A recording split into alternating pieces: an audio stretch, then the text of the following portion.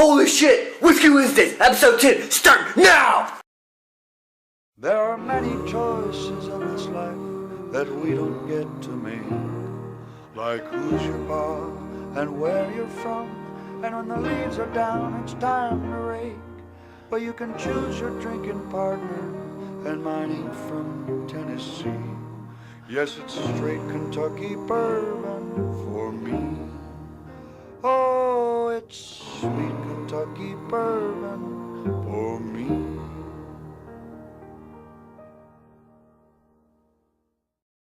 Alright guys, welcome back to Whiskey Wednesdays Reviews. This is your host and your valiant leader into battle, your wife smuggles corn. If you're not already subscribed, please God subscribe, because I don't even know what that means. I guess it means people are just going to watch it whenever I post videos. So that's cool, right? That's pretty awesome. Alright, so today I review Crown Royal Maple, which is it tastes like a pancake. It's awesome. And I review Maker's Mark straight bourbon whiskey. And also, I played Gone Home. And if you guys watched my Let's Play of it, despite my horrible video editing skills, which are getting better as long as I keep doing Let's Plays. I think I'm doing Outlast right now, which is interesting. And yeah, so I review Gone Home, and I review This Is the End with Seth Rogen and all those guys, James Franco. Spoiler alert. Alright guys, welcome back to Whiskey Wednesdays Reviews with your host, your wife smokers, Colin. Alright, we're going to go ahead and kick this thing off right out the gates with the whiskeys, like I do every week, so it's no different than regular. So, right out the gates, boom, Crown Royal Maple, Canadian, first Canadian whiskey I've done on Whiskey Wednesdays Reviews, and gotta say, that maple is amazing. I love pancakes. I love maple syrup, so it's just kind of my thing. Like the way I look at it is, what's more American than a Belgian waffle with Canadian maple syrup? You know, it's crazy to me. But anyways, moving on. All right, I'm gonna read you guys back right out also, so you guys can understand what I'm looking at here. There goes your back. I'm going to read that portion right there. There you go. Alright. An extraordinary blend created by adding a hint of natural maple flavor to complement the legendary taste of Crown Royal whiskey. Our master blender discovered that finishing our celebrated whiskey with the maple toasted oak results in a uniquely smooth experience. That's all it says. It doesn't really celebrate the whiskey at all. He's just like, hey, I figured something out. If you put this oak in here, it tastes better. Alright, so this whiskey's fantastic. It's seriously good. Crown Royal Maple is by far one of my favorite whiskeys because it tastes like a pancake, and I love waffles. Like, I love them. Like, a lot. And so, yeah. And it literally, that's all you can really say about it. It just tastes like a waffle. It tastes really good. I like it a lot. And it's kind of syrupy though. Like, I gotta say that much. And also, it's not a very strong whiskey. It's only 40%. And it seriously lacks off a lot for obvious reasons. So I can maintain that maple flavoring. So, that being said, gonna have to go ahead and give it a 9.3. Because its taste is just so good. It's an amazing taste. And obviously the Crown Royal bottle is just so sick. Look at that thing.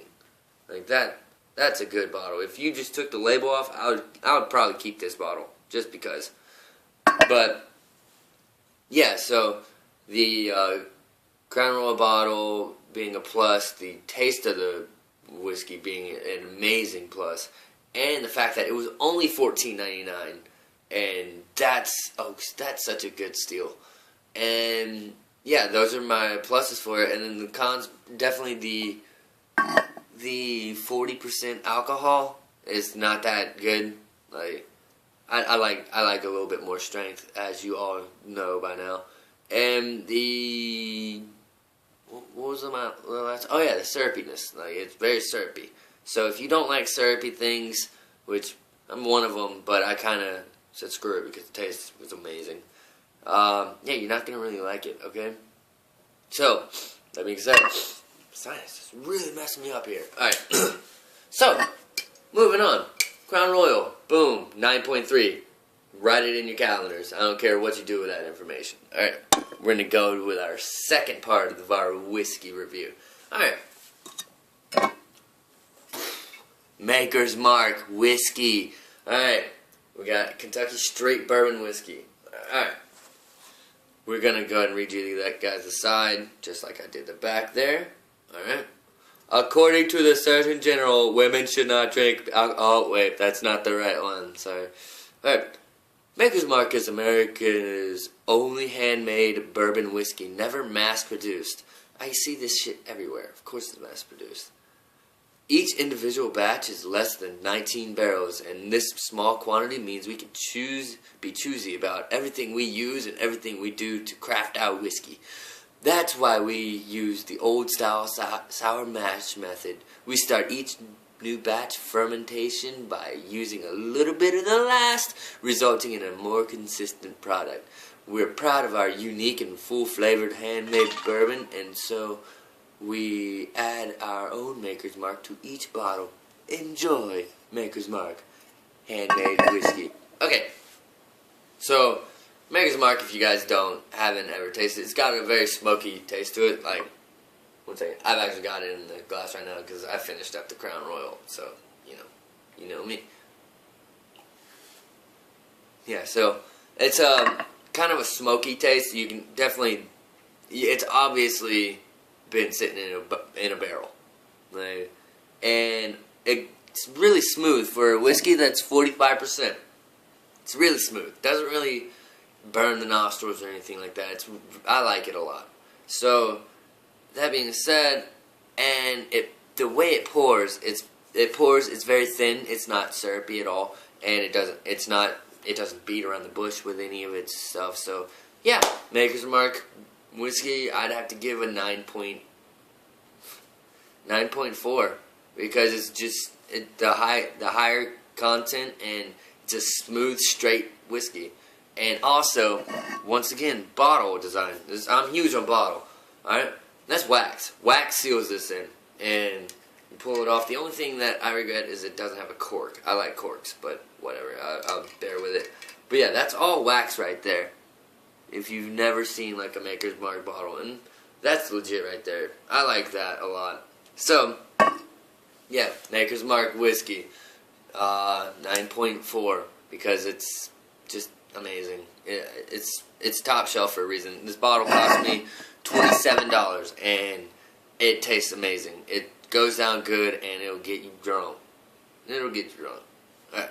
So that's it for the whiskey portion. We're going to move on right into the video game portion of Whiskey Wednesday's reviews. Stay tuned and it's going to get way more awesome. Alright guys, welcome back to Whiskey Wednesday's reviews with your wife Smokers Corn. We're going to go ahead and move on into our next topic, which is Gone Home, the video game. This game's been getting so much buzz lately. It's crazy. So I was just like, hey, why not play it myself and make a let's play of me playing it myself. Sorry, I'm playing with Murphles, the star of the evening.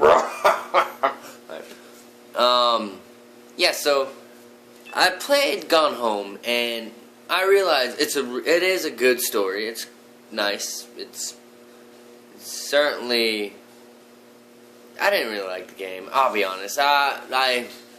It was a very touching story whenever you break it down. But all it is basically a '90s movie. But you play through it, and everything that's going on in the game is just, it just didn't seem that compelling to me. It's my own personal opinion, obviously, but it just didn't seem that compelling to me. I thought it was a very good game, but just, it made no sense. Why is there no one in this house? Why has the house basically been ransacked? Why, and there's just things in the game that just don't add up to me. Like, alright, here's one for example.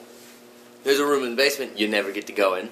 Alright, the girl, Sam, my name by the way, she she's obviously a lesbian, and if you haven't played the game, I'm sorry, spoilers. I'll go ahead and say that now. She's a lesbian, and then she has her girlfriend, Keegan or something. I don't remember the other girl's name.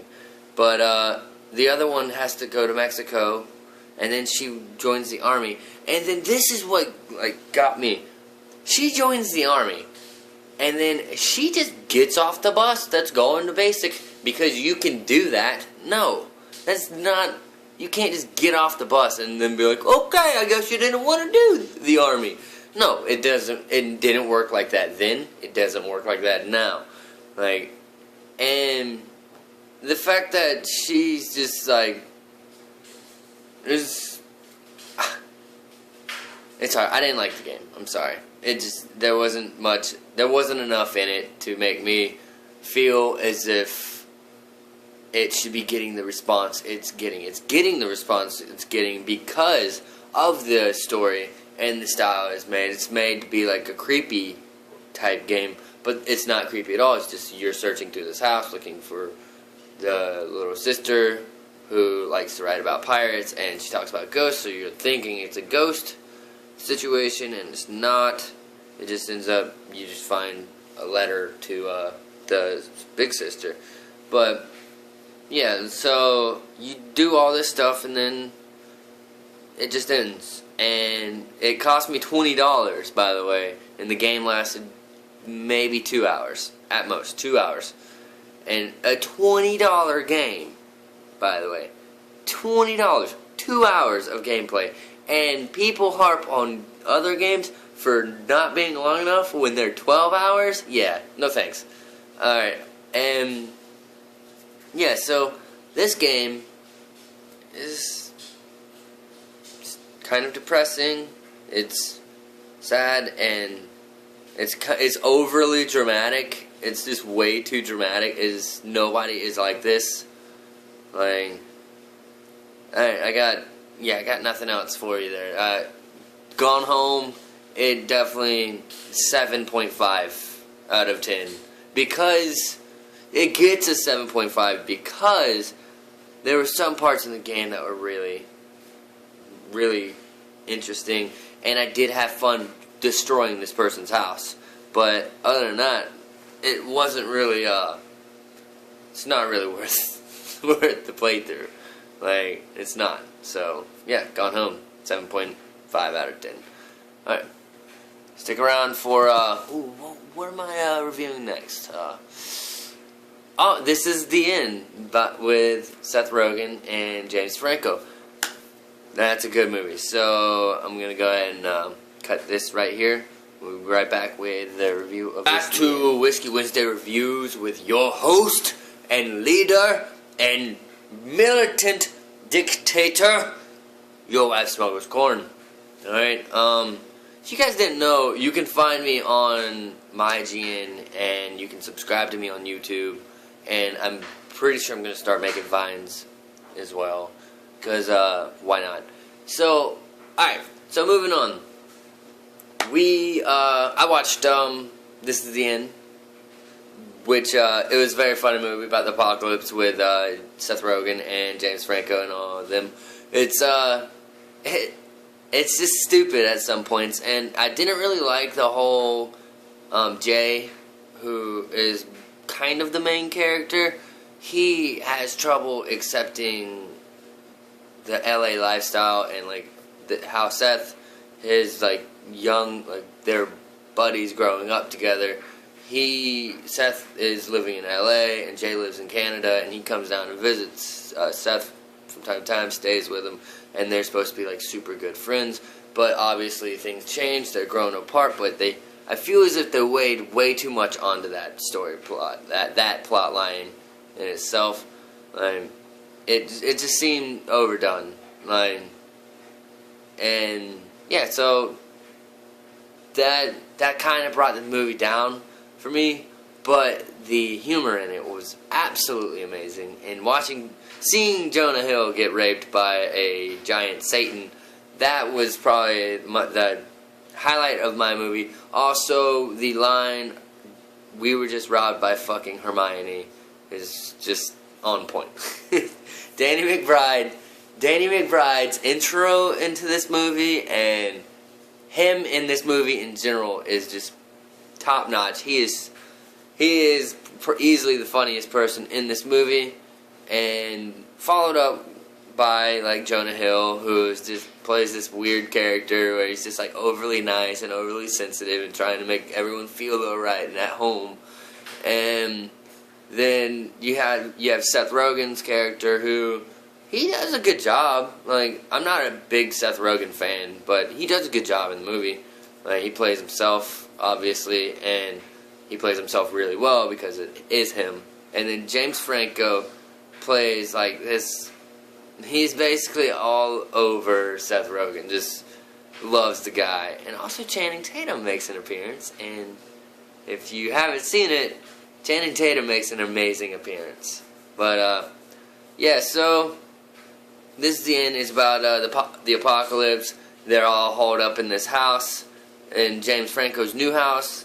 He had just designed it himself, and they're having a house party, and then that's when the apocalypse happens. People get raptured up and everything, and different situations happen. But yeah, and Craig Robinson's hilarious in this movie. Sorry, I know I've already moved past that part, but Craig Robinson's fantastic in this movie.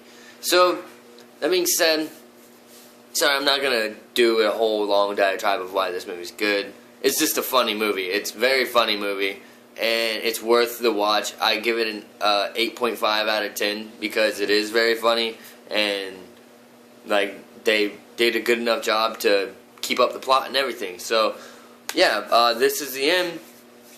8.5. So yeah, that's it. That's all my reviews, right? Yeah. Anyone? No one? Cool. Alright, yeah, that's all my reviews for today. So yeah, thank you for watching once again. This is Your Wife's Mama's Corn. Subscribe to me on YouTube. And why do people have to subscribe? I don't get that still. But yeah, it's just something you have to say at the end of videos. I think people just like having that as like their tag. It's like, subscribe to me and I won't burn your house down. Yeah, so alright, yeah, just follow me on my IGN, subscribe to me on YouTube, and yeah, thank you for watching the 10th episode of Whiskey Wednesday Reviews. I'll be sure to keep them pumping out, just like always, and love you all. Thank you for watching, and somebody should probably buy me a camcorder or something, because I've been doing all of these off my tablet, and a camcorder would be amazing. Amazing. So, hint, hint. Hint, hint. So, yeah, alright, thank you for watching, and I'll see you guys next week for the next Whiskey Wednesdays reviews.